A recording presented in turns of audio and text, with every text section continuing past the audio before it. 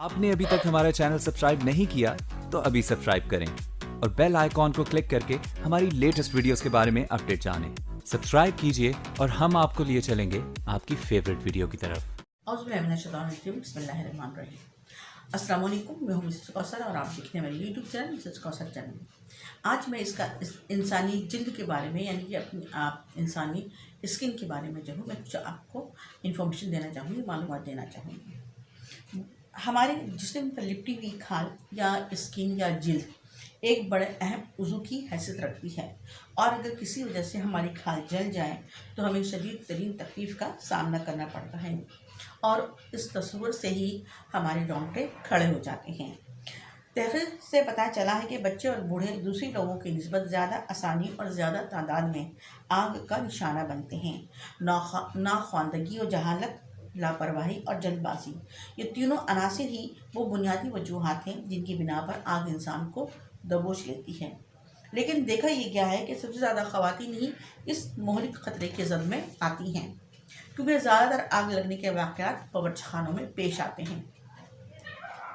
باورچی خانے میں یعنی کہ کچن میں دوپٹے، ساڑی اور ڈھیلے ڈھالے کپڑوں کا وجود انتہائی خطرناک ہوتا ہے، کیونکہ یہ وہ چیزیں ہیں جو آگ سے فوراً متاثر ہوتی ہیں اور پھر انہی کے ذریعے خواتین کو اکثر اپنی لپیٹ میں لے لیتی ہیں۔ خواتین کو چاہیے کہ جب گیس یا مٹی کے تیل کا چولہا صاف کرنا ہو تو سب سے پہلے تیل یا گیس کی سپلائی کو بند کر دیں، تاکہ صفائی کے دوران اچانک آگ بھڑک اٹھنے کا خدشہ نہ رہے۔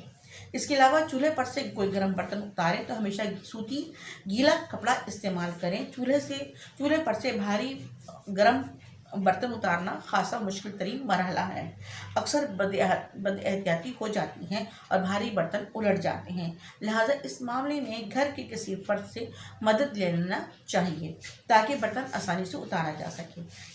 اسی طرح فرش پر بیٹھ کر کھانا پکاتے وقت شیلف سے کوئی چیز پکڑنا بھی خطرے سے خالی نہیں ہے، کیونکہ اس طرح قمیص کا اگلا حصہ جو ہے آگ کی زد میں آ سکتا ہے۔ جو لوگ آگ میں جھلس جانے کے بعد خوش قسمتی سے زندہ بچ جاتے ہیں وہ بھی سالوں بستر پر پڑے رہتے ہیں، تب کہیں مکمل صحت یاب ہوتے ہیں۔ آگ میں جلنے کے باعث چونکہ متاثرہ شخص میں مختلف پیچیدگیاں پیدا ہو جاتی ہیں، اس لیے اس کی مکمل صحت یابی تک احتیاطی تدابیر ضرور اختیار کرنی چاہیے، تاکہ کسی بھی قسم کے انفیکشن کا بھی خطرہ نہ رہے، کیونکہ اسکن جو ہے وہ کھل جاتی ہے اور پھر اس میں سے جو ہے وہ گندی ہوا اور گرد آلود ذرات جو ہے وہ اندر جا سکتے ہیں، جس سے انفیکشن ہو سکتا ہے۔ اس کے علاوہ مریض پر خلوص سے توجہ دینی چاہیے۔ مجھے یقین ہے کہ آپ کو یہ ویڈیو پسند آئے گی۔ اللہ حافظ۔